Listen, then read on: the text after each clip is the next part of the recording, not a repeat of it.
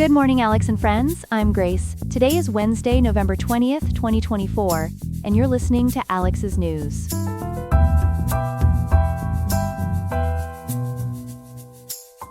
high in Riverside today will reach 72.2 degrees with a low of 55.5, making it a pleasant autumn day.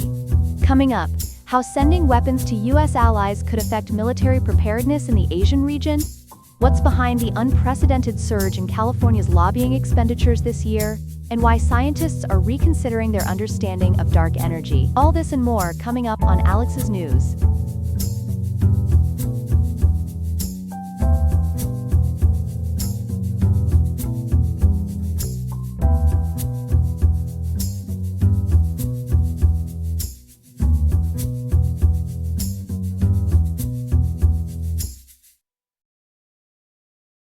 We begin tonight with growing concerns over U.S. military readiness. The head of U.S. Indo-Pacific Command is warning that America's weapons stockpiles are running low due to ongoing support from multiple allies. With us now is our Pentagon correspondent Ethan Parker. Ethan, what's behind these concerns?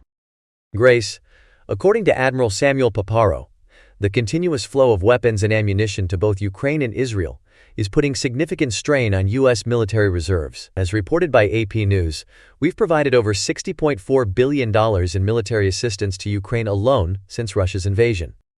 Can you break down what kind of equipment we're talking about here? The support includes sophisticated systems like Patriot air defense batteries, HIMARS rocket systems, and ATACMs. According to ABC News, we've sent more than 2,155mm artillery shells to Ukraine. For Israel, we've deployed what's called a THAAD battery. That's Terminal High Altitude Area Defense, along with about 100 troops.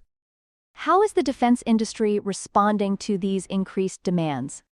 Well, Grace, there's been a significant ramp-up in production. Defense industry reports show that monthly artillery shell production has more than doubled from 14,000 to 30,000 units since 2022. They're aiming to reach 100,000 rounds monthly by 2025. HIMARS production is set to double from 48 to 96 units annually by the end of next year, and Javelin missile production is increasing to 2,400 units annually, with a target of 3,960 by late 2026.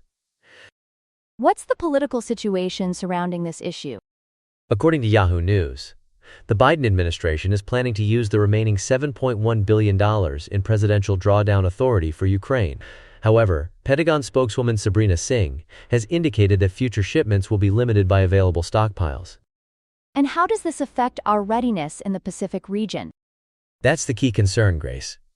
China has recently conducted large-scale military exercises involving 125 warplanes near Taiwan. Given that the U.S. is legally bound to provide Taiwan with defensive capabilities, these depleted stockpiles could affect our ability to respond to any potential conflicts in the Indo-Pacific region.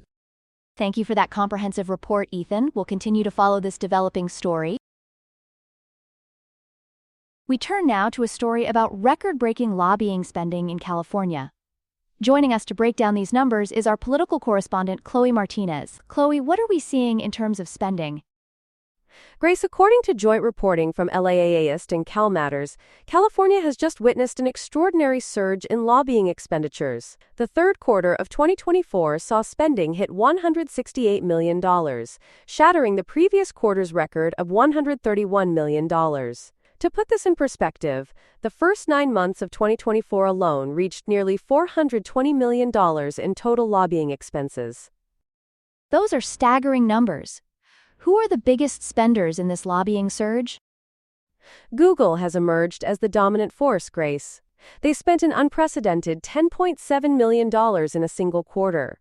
That's the largest quarterly expenditure by any entity in the past decade. What's particularly interesting is how they allocated these funds. About $9.75 million went to advertising and PR campaigns through consulting firms, while only $950,000 was spent on direct lobbying.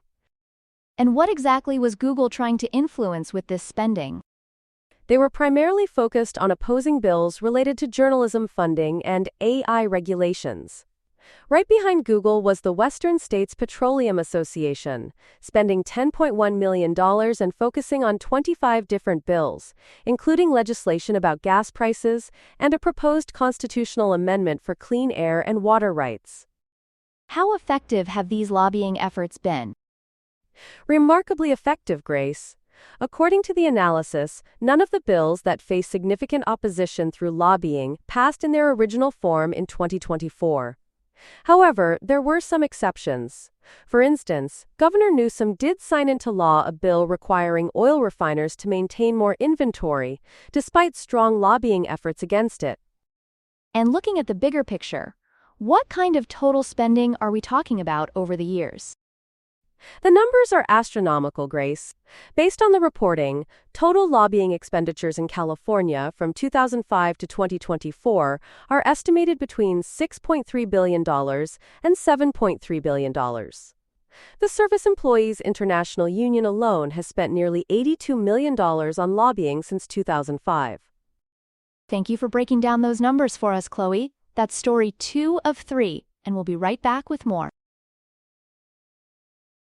Here are some other headlines. Spain has announced a major immigration reform that will legalize hundreds of thousands of undocumented migrants starting in May 2025. The initiative aims to address labor shortages and support the country's aging population, with plans to legalize approximately 300,000 migrants annually through 2027. In Texas, the State Board of Education has given preliminary approval to a new curriculum called Bluebonnet Learning, which would incorporate biblical content into elementary school lessons. The optional program would allow kindergartners through 5th graders to study biblical stories in subjects like reading, history, and art. A powerful bomb cyclone has struck the northwestern United States, leaving 1 person dead and more than 500,000 homes without power. The storm brought wind gusts up to 79 miles per hour along the Oregon coast and is expected to dump up to 16 inches of rain in parts of northern California and southwestern Oregon.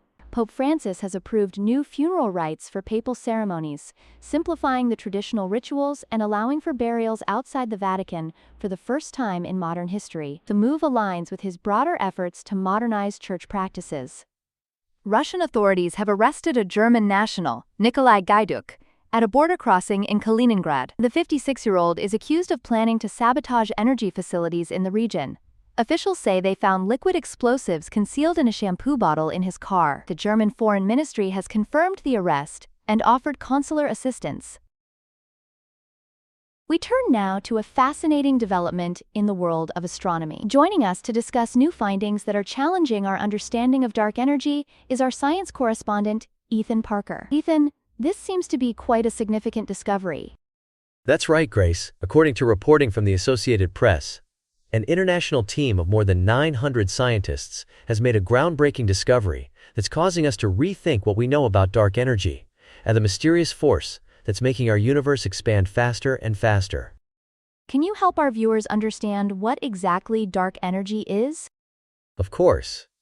Dark energy makes up about 70% of our universe, while ordinary matter, as the stuff we can see and touch, only makes up about 5%. Scientists have long thought dark energy was a constant force, but these new findings suggest otherwise. And how did scientists make this discovery?